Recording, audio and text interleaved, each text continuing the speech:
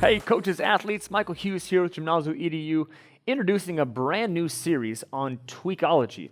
And I got to give some credit to the Gray Institute here for inventing this word, at least that's who I think invented it, and understanding what it means to be a tweakologist. And that's basically taking an exercise, a modification, an environment, and changing it so it fits the person in front of you, so that the workout, the session, doesn't stop, doesn't crumble when you hit a brick wall and I don't know what to do. Well, we're going to help unpack what to do with different parts of the body, kicking it off with a foot and ankle complex. And these are going to be quick hitter videos just to spin your mind up on what's going on. And in this video, I'm going to be covering the muscle anatomy of the foot ankle, the major players of what's going on, and then most importantly, the common exercises and the dysfunctions and therefore tweaks that can get associated with the foot-ankle complex and how you can start thinking about it. Now, there's a revolutionary process happening in the fitness and athletic industry and is being fueled by the knowledge that, in the past, has been held by those who could have attained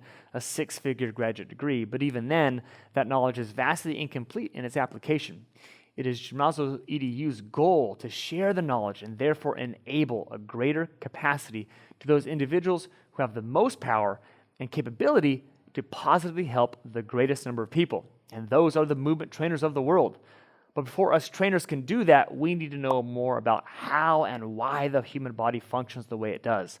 Not just from a textbook or traditional education, but from the multitude of methodologies that are rooted in the principles of physical, biological, and behavioral sciences, or the applied functional sciences. It is then, and only then, us movement trainers can fill that gap that has been the void of our healthcare system. So let this series be just a drop of water, a dip of your toe in the pond, or a starting point on how to think about human movement in the training and conditioning environment, and how we, when we are well educated and driven by applied principles thinking first, then we can vastly improve our capacity and capability to train and condition every single athlete and client we have the amazing opportunity to get in front of. If you support this revolution, hit that like button so this content can get started and shared with more and more people. And if you want to join this revolution, well, you can start by hitting the subscribe button and then also applying to our multidimensional movement coaching mentorship. For more information on that, check the link in the description. Let's kick this thing off here with the anatomy of the foot-ankle complex. Let's talk about the bones. Well, you're going to have to talk about the metatarsals, those crazy bones that just kind of expand and contract so well and drive the calcaneus, and how that heel bone, that back kind of rudder, helps really steer, ultimately, the talus right above it, and how that talus is just a launching point to move the tibia and the fibia and the rest of the chain reaction that happens above it. The muscles and connective tissue that go with that, we'll start from the bottom, is the plantar fascia, right? That huge sheath right underneath our foot that is kind of encompasses the arch of our foot. Moving up from there, we cannot talk about, we just can't miss that Achilles tendon. That Achilles tendon and what it does and how it connects to that calcaneus and drives up and connects the soleus and the gastrocnemius to the calcaneus. And not just to take those two back calf muscles, but we can't forget about the lateral calf muscles, the peroneus longus, the front calf muscle, the anterior tibialis, and then just kind of holding it all together so it pivots right through a pulley system, the ankle retinaculum. All those different pieces come together into this vast complex of what makes this foot-ankle complex so vastly functional and important. And this is why we have to understand the biomechanics so well. And just a quick little dip into this one, right? We have to understand how that calcaneus heel bone, how the talus and the metatarsal bones, when they impact the ground, when they come into contact with the ground, they go through a cycle, what we call transformational zone 1, and how that interacts with this tib and fib bone on top. So as it goes to interaction, we're going to get a relative pronation, an eversion in that foot, and how that spinning, how that compression, how the expanding of the metatarsal bones come together, how that internal rotation relative at the ankle foot all comes together to drive the tib and fib, to drive the knee joint, to drive the femur into that spinning in concept, and how it happens in a linked pattern. It doesn't happen all at once. It's kind of bit by bit by bit, depending on how the driving of the body happens. Now, the cool thing about the ankle is that it can still land and do the exact opposite of what I just said. you can still land and cut and go the opposite direction, which is literally everything I just said reversed. And it still has the function to do that if all the greater connective tissue allows it to happen. So it's this crazy, crazy, crazy joint that needs to do both, needs to be trained to do both, but we also want to understand how it does it on a basic level, which is just with gait and walking. Now, when it's in front of us, we call that transformational zone 1, but what about when it's behind us? Well, I just described it, right? It's pretty much the opposite of all those things, but we certainly want to be able to get through that supination, through that ankle rotation out, through the tib and fib rotating out, through the knee rotating out, through the femur rotating out, and through that pelvis spinning with it at a greater, faster level. So we can get that supination, that rolling, that ability to kind of just push off the ground, take those mid-tarsal joints, jam them together in a good way, create a stable surface for us to propel off of. So the quickest thing to remember about the ankle foot is it has that ability to load and soften, and then also harden up and be an amazing propeller. So those are the things I want you to take away when understanding and looking for ankle foot biomechanics. Now, what about some exercises and some dysfunctions that sneak up in our training and conditioning? Well, let's just call it the lunge, right? It's a drill we do all the time. We like to three-dimensionalize it to add some variety and capacity growth to our training and conditioning. But with our lunges often comes or can come plantar fasciitis, or essentially anything that bothers the bottom half of the foot. It may not be a fasciitis, but it could be just some pain down there. And there's two ways that I want you to look at plantar fasciitis, right, or just pain at the bottom of the foot. Is it happening when the foot takes contact into the ground, or is it happening when the foot is being pushed off of, right, TZ1 or TZ2? Well, if it's TZ1, I want you to think about, is there enough deceleration happening through the posterior lateral chain, enabling that brake pedal to happen through here, coil on in the inside, and then allow that foot to go through proper pronation, decelerating in a timely manner. If it isn't, then that heel is more than likely going to be the impact point of that plantar fasciitis. How do you go about that? Well, there's a certain way to train that. One is to allow more internal or same side rotation at that affected hip joint when the foot is being landed. So if I can spin my pelvis, my trunk, more into or same side rotation, we're going to pre-lengthen, preload that posterior lateral chain and hopefully get these guys to wake up a little bit more. Hopefully allow them to say, come on, show up to the party. We need more brake pedal action before that foot gets too much load through it. You can also do this by putting onto a wedge. We can allow quicker, more excessive flexion, dorsiflexion at these three respective joints to allow that to happen faster and sooner. If this box of this wedge was a little higher up, I would get even faster relative flexion, and then therefore less impact on that heel on loading, landing foot pain. The same would be true on push-off, right? We need to make sure we can get relative good supination with enough spinning capability of this femur into that hip. So if we have push-off plantar fascia or bottom of the foot discomfort pain, is that heel getting enough inversion as that inverted ankle complex allows those mid-tarsals to lock together. Those bones take a lot of the stress, which it's designed to do, and therefore doesn't get transmitted to the fascia.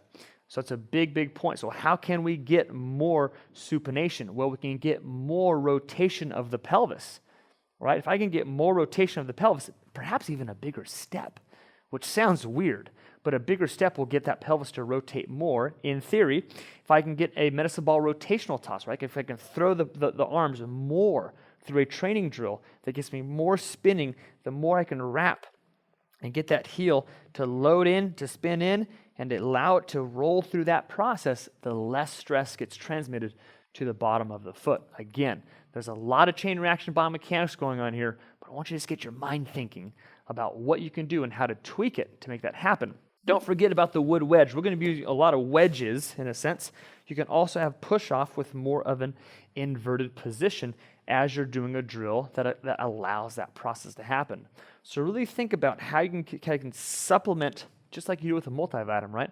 Supplement the joints of the body with positions that would enable a greater environment of success, whether it be through motion, whether it be through position, and later on I'll talk about actions and ranges of motions, et cetera, et cetera. But that's how you can help lunges out from a push-off standpoint as you lunge, or on a landing standpoint when you are loading. What about with squats? What about the ankle complex, foot complex with squats? Well, typically we get this kind of jamming sensation in the front part of the ankle, right? When we go down, it's like, I can't go that far. Or you start to see that heel lift, not because it necessarily can't, because it just hurts, right? That front anterior part of the ankle doesn't want to just dorsiflex into it more. Essentially doing this drill would make it worse, right? If I have more dorsiflexion present, it's going to impact that joint's, basically that retinaculum just gets pinched sooner. So what do we do about that? Well, the cool thing about a squat is that it doesn't have to be just perfectly down. You can get a squat through many different ways. You can do more lateral squats. You can do more anterior load squats. You can do more rotational squats. So the dorsiflexion, it's in pair with a few other motion patterns. It's in pair with a spinning in, or kind of that tib and fib spinning in. So the more we get here, well, that's probably going to impact it more. But if we can get a squat that allows our body to rotate out, we're technically going to get less dorsiflexion, and therefore, with a little bit of transverse plane, maybe taking a medicine ball, squatting that way with a right impingement on that ankle, you're going to just get them enough range of motion to complete that squat, to complete the workout, which is great. A real easy option, though, is just take that foot and load that heel up to a higher. So now we have relative more plantar flexion on this side versus that side, so we don't even get into that range of motion. We just honestly bypass the dorsiflexion altogether. Certainly that will help. Will it fix the problem? Not necessarily, but again, we're just tweaking options. We want to get things to happen so we can continue the workout, not stop it, and allow our training and conditioning to progress. Now, let's not forget the all-important ability of physics, right? How we can take physics and apply to our body. We just have to do this very appropriately, because we can certainly take a band, wrap it around our ankle, and what that does is it takes the base part of my tibia and fibia and distracts it posteriorly, backwards a little bit. And honestly, that's more than likely the problem, is that we have too much tension in the back calf. And that too much tension is literally shortening the muscle, which actually takes the tib and fib and pushes it forward, because that's the path of least resistance. What this band does, it fights that tension with tension. Sounds like a pretty cool strategy. So as I squat, yes, I'm getting my relative dorsiflexion, but I'm getting tension pulling backwards. And it's a great way to try that out, and honestly even combo it with a wedge, with a band for ultimate success.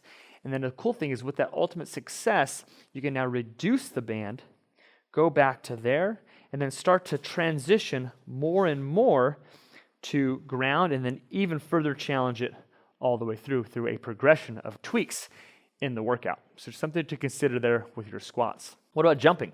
Well, in the jumping motion, boom, boom, or leaping or hopping, there's a greater impact, right? There's ballistic movement that's happening. And what if the ankle just can't handle it, right? Just think about like getting shin splints, right through here. That's typically a problem. It just can't handle the stress. It's too much too soon. It's like you went to hang out at the lake, you got a sunburn, and then you're going the next day again and just got another sunburn, and you're going to go out again, and like, man, where's the SPF 80 here, right? It's just too much. It can't recover fast enough. So how are we going to allow that ankle foot joint to react and still train? Well, take away the ballistic impact. Very simple. There's so many drills that we do on a day-to-day basis in our group training and conditioning that just don't have high impact. Taking a speed ladder drill, right, that was jumping left and right in the run, you can step that out. Taking a leaping drill and turning it into a shuffle. Taking into a box jump and turning it into a box step up. There's so many of those kind of easy, quick hitters that allow that trainer to still function in their training and conditioning without putting them at a negative risk to overtrain and then decrease their time in tension in workout. So think about decreasing impact, also decreasing range of motion, the height of the box, etc., or even the length of distance that you're going to be going. And then start testing out other planes of motion. If a jump up anterior onto a box hurts, try a lateral box jump. Even try a rotational box jump and see how those different physics of being applied to motion, angulation, change how the ankle responds. You may be quite surprised that a lateral box jump has no impact on that dysfunction where an anterior one does. So things to consider as we're talking about jumping as well. Now, I hope this video gave you a greater understanding and insights of how you can start to think about your coaching and training sessions. And for all you movement practitioners out there applying those to your clients, it's a huge win. Now, all those athletes who are doing the DIY game, you can also take the same video and apply it to yourself. Because we need to start thinking about not where the dysfunction is, but where it's coming from. And that's something to do after the session's over. But it's very important that you start to tweak on the fly, understanding how to do that using principles of human movement versus just a new fad out there. Now, this is just the first installment of the Tweakology series, but you begin looking for the knee coming up next. And it's going to be an awesome video. Understanding how this works is only going to make you understand how this works more and more. And we have a whole podcast on that as well. You can also follow Gymnazo at Gymnazo EDU on Instagram. You can follow me, Michael Hughes, at 3D_athlete on Instagram. And we will see you all next time.